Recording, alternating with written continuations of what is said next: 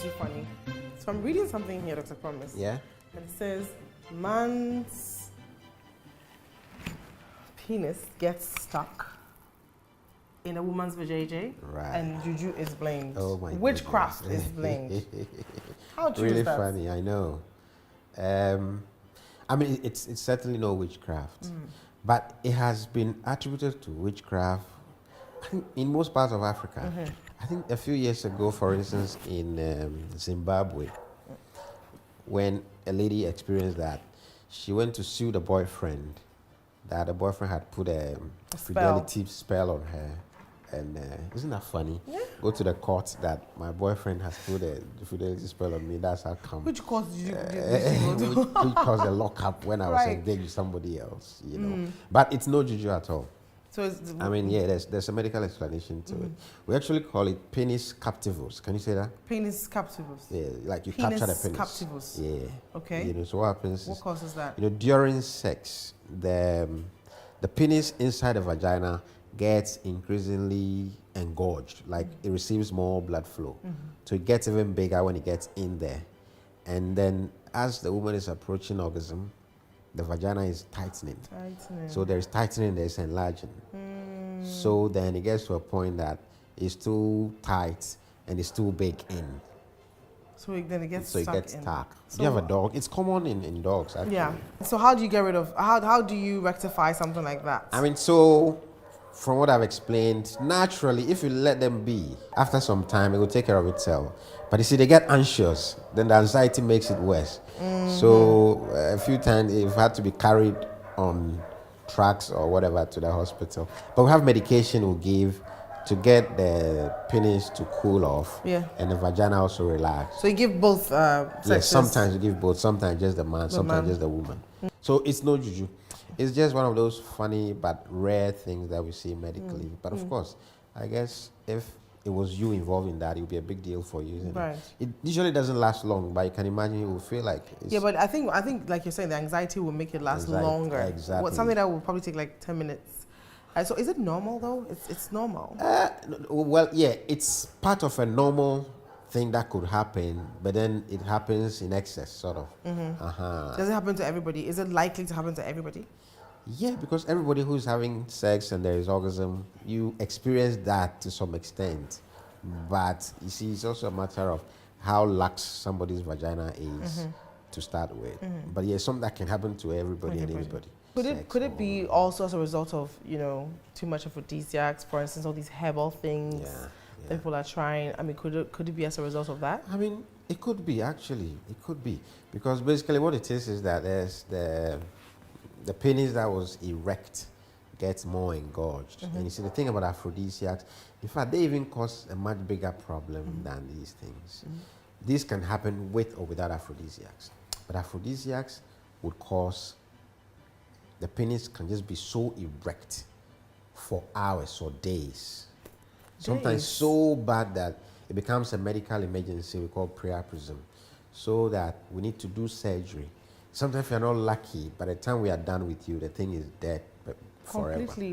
Whoa. Yeah, you know. But that's not even the biggest problem with aphrodisiacs.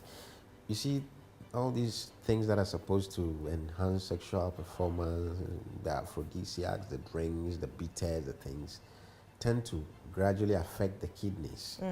You know, that's why we see a lot of young people now down with kidney failure because they are consuming a lot of all sorts of herbal things in the name of aphrodisiac, in the name of sexual enhancement, without knowing what it is doing to them. So if you come to those who need dialysis now, for instance, the age is gradually coming down among men for these reasons. Right. Now, could it be because of pressures, societal pressures? You know, I mean, for instance, a lot of guys tend to compare notes. They talk about, you know, their escapades, quote unquote. And so if you feel a bit left out as a guy, you think that maybe you need to do something in order to keep a woman. I mean, could it be that? Yeah, and then you go the wrong way. It could be to a large extent.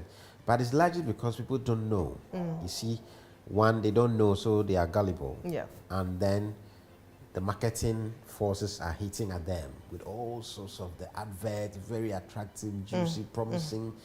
But then as a guy, you don't need all that. Yeah.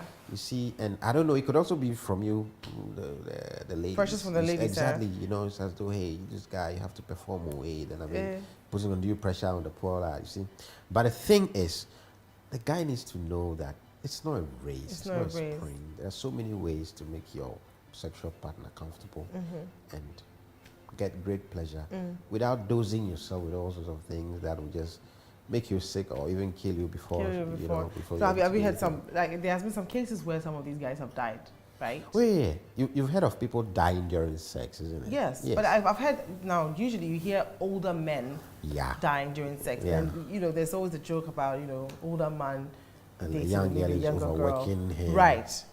But that's just the commonest, but it also happens to young people. Sometimes it's the whole thing about men in general not having a good health-seeking behavior. You see, for instance, if you're a woman, for instance, a woman who gets pregnant, for 9 months, you are being seen. So you are being checked every time. Something will be picked and sorted out for you. Men don't have that opportunity because we don't get pregnant. Yeah. Or you're confusing this with pregnancy. We don't get pregnant, right? Not at all. So we don't have that opportunity. So the man needs to make the extra effort to go get checked regularly. You see, so that there are so many men walking out there with all sorts of heart problems that have not been detected, so we can deal with it. Yeah. And so some very vigorous activity, it could be during a football match. You see some footballers collapse on the pitch, some died, some were able to, because there's some underlying heart thing that hasn't been detected, you know? Yeah. So for young men, yes, that's a key thing. That's a key thing. But it's also possible that there is some underlying heart problem. And then during aggressive sex, it gets worse within minutes. Then I mean, a lot of men say that sex is a form of exercise. So they, you know, they would rather exercise that way, and that could be the thing that will kill you if you don't check yourself. I get what you mean, yeah. But I mean, that shouldn't be the substitute for regular exercise. Right. And look, I have a friend coming over, and I know that he has a ton of questions to ask you. One thing that I'm finding so amazing lately, and it's a pattern that is going on, is that you hear of a lot of young men dying from, you know, diseases like stroke, for instance. I mean, case in point is the late Dumas. You know, I would never have thought that for such a young man. And he looked, and the thing about it is they always look so healthy. You know, is it because we are overexerting ourselves as people, especially the men? There's so much pressure on them. That's it. You see, so a lot of it is having to do with the stresses of life. You know. But isn't life itself very stressful? It is. In general. I mean, it's stressful for me as a woman. I know, right? But somehow, you probably have a way of coping, which is good. You need to find a way that works for you to get off some of the stress. You see, because life, like you said, in general, has become very stressful now. Very stressful. You wake up very early. You got to run around, stressed in traffic, taxi drivers annoying you here and there, people honking at you, people crossing you, traffic light not working. You are stressed by so many a lot of us things. have become so ambitious as well. Yes, I mean, which is good. Which is good. But then you shouldn't. It's always a trade-off. You know, like one of my senior colleagues used to say, if you rush yourself too much, you're reducing your life expectancy. You see what I mean? So, and there is every reason to be in a hurry, but not at the expense of your life or your health. You see? So we say that men should make time to check their health, regular exercise. One other thing is, you see, we tend to eat a lot of processed foods now, and that's a huge part of the problem.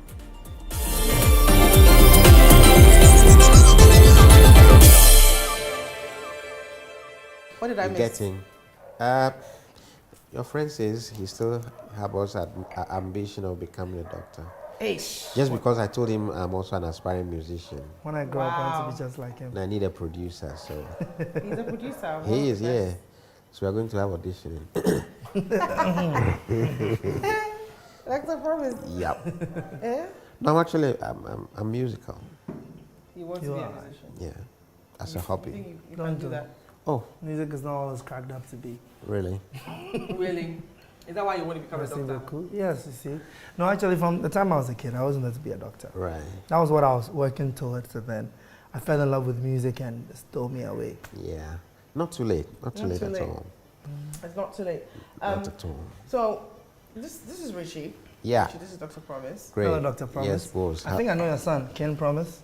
You have to go there. This is my grandson. That was your grandson. Yeah. Okay.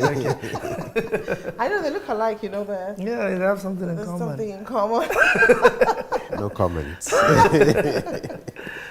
So, Yeah. now, you know, we're talking about men's health and stuff, and Charlie, we're just going in far. You missed. You're always late. Oh, you see, live there. Short people, we need to make a grand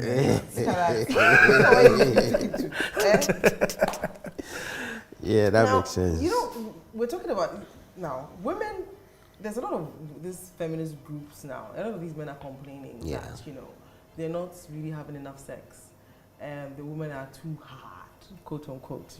And so, I mean, study shows that a man must ejaculate 21 times at least every month. Well, you know all And that. they're not. Did you know that? I didn't know that. Okay. But now that I know this, Yes. I'm going to use it in Oh, all my dear. conversations. What is wrong with you? 21 times in a month. And they're not getting. Let me finish. They're not getting. They're not getting that.